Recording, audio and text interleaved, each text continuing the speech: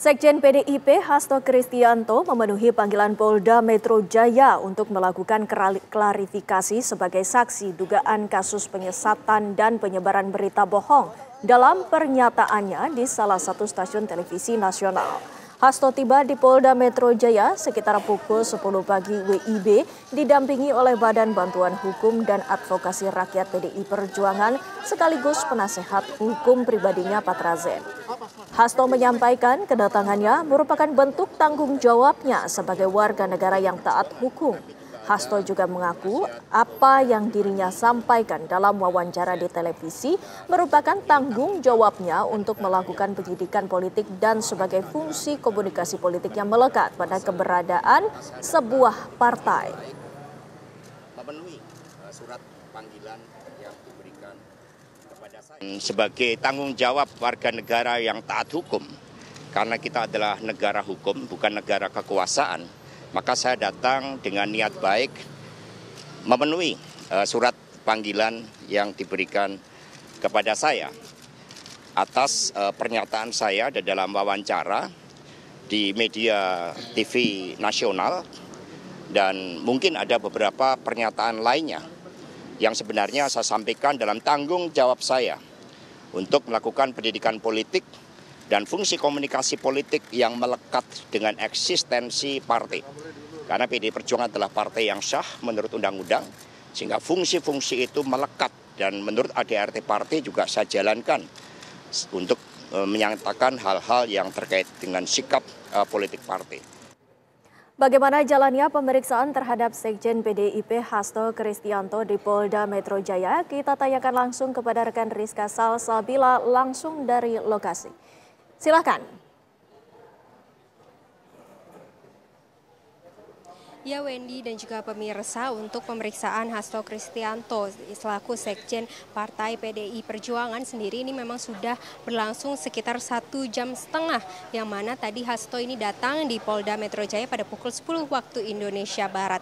Tepatnya sebelum memasuki gedung Direktorat Reses Kriminal Umum, Hasto ini sempat menyampaikan beberapa hal yang mana dirinya datang ini merupakan sebagai bentuk tanggung jawab sebagai masyarakat ataupun warga negara yang taat hukum. Tidak hanya itu, Hasto juga menyampaikan bahwa menurutnya apa yang ia sampaikan pada wawancara di televisi tersebut merupakan tanggung jawabnya untuk melakukan pendidikan politik serta komunikasi politik yang mana ini melekat erat dengan keberadaan sebuah partai politik. Tak hanya itu, apa yang ia sampaikan juga merupakan sikap dari partai politiknya, yaitu Partai PDIP. Tidak hanya itu, dalam kedatangannya Hasto ini ditemani bersama dengan Badan Bantuan Hukum dan Advokat Rakyat PDIP dan juga penasihat hukum pribadinya, yaitu Patra Zen. Tidak hanya itu, sebelumnya Polda Metro Jaya ini menerima 2 laporan dari pihak berinisial HA dan juga BS, yang mana laporan tersebut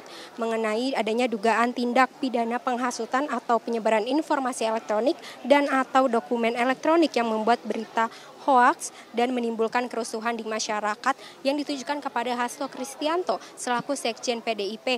Menurut Hasto sendiri, apa yang dilayangkan oleh kedua pihak tersebut merupakan lanjutan dari wawancaranya yang dilakukan dengan salah satu stasiun TV nasional, yang mana dalam wawancaranya dengan salah satu stasiun TV nasional tersebut, Hasto ini menyampaikan beberapa pernyataan, yang mana pernyataannya itu mengungkapkan adanya dugaan kecurangan pada pemilu 2024. Tak hanya itu, juru bicara PDIP sendiri, Coki Hakim, ini sempat menanggapi tentang pemanggilan dari Hasto Kristianto, yang mana sangat menyayangkan pemanggilan Hasto ke Polda Metro Jaya ini sebagai upaya pembungkaman suara kritis terkait pelanggaran, kecurangan hingga intervensi aparat negara di pemilu 2024.